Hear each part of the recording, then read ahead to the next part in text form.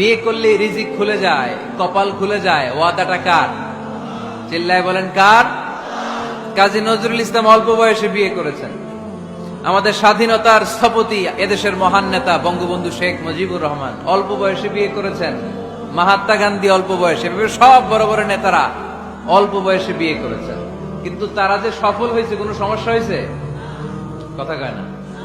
আমাদের স্বাধীনতার স্থপতি বঙ্গবন্ধু শেখ মুজিবুর রহমান, উনি সফল না ব্যর্থ? চিল্লায় বলে সফল। তো উনি যে কম বয়সে বিয়ে করে সফল হয়েছে, এই বিয়ে ওনার কোনো বাধা দিছে? কথা বলেন।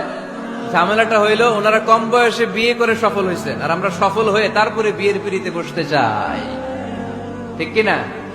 সফলতার কোনো শর্টকাট নাই। বিয়ে করেন, সফল বানিয়ে দিবে কে? এজন্য বিয়ে করতে রাজি আছেন তো সবাই? সবাই রাজি? যারা একটা করছেন তারাও হাত তুলছেন। আজকে খবর আছে বাড়িতে গেলে। আল্লাহ তুমি কবুল করো। এজন্য বিশ্বনবী সব সময় বলতেন ফাস্তাউসু বিন-নিসাই খায়রা, নারীদের সাথে ভালো আচরণ করো, কোমল আচরণ করো।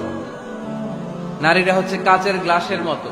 কাচের গ্লাস আস্তে করে ধরতে হয়, আস্তে করে রাখতে হয়, আস্তে করে মুছতে হয়। এটা নিয়ে জোর জবরদস্তি করলে এটা ভেঙে যায়, ঠিক কিনা? এজন্য নারীদের সাথে কোমল আচরণ করবেন, ভালোবাসার কথা বলবেন, আপনার স্ত্রীর কাছে আপনার ভালোবাসা প্রকাশ করবেন প্রাণ উজাড় করে। পারবেন? সবাই পারবেন তো? ওই যে ইয়াং ছেলেপেলেরা বিয়েই করে নাই, কয় জি পারমু, মানে আগে থেকেই রেডি। মাশাআল্লাহ, আল্লাহ তুমি কবুল করো। এই গার্লফ্রেন্ড বয়ফ্রেন্ড, এই পরকিয়া, এই বিবাহ বহির্ভূত কোনো সম্পর্কের সাথে আমরা নাই, ঠিক কিনা?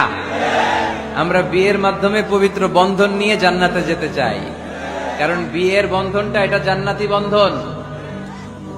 আল্লাহ তাআলা সাইয়েদনা আদম আলাইহিস সালামকে বললেন, তুমি ইয়া আদম উসকুন আনতা ওয়া যাওজুকাল জান্নাহ, তুমি আর তোমার বউ মিলে জান্নাতে থাকো। তার মানে তাদের বিয়ে হয়েছিল জান্নাতে, আর বিয়ের সম্পর্কটা জান্নাতি সম্পর্ক। আলহামদুলিল্লাহ পড়েন। বিয়ের পরিস্থিতি প্রিপারেশন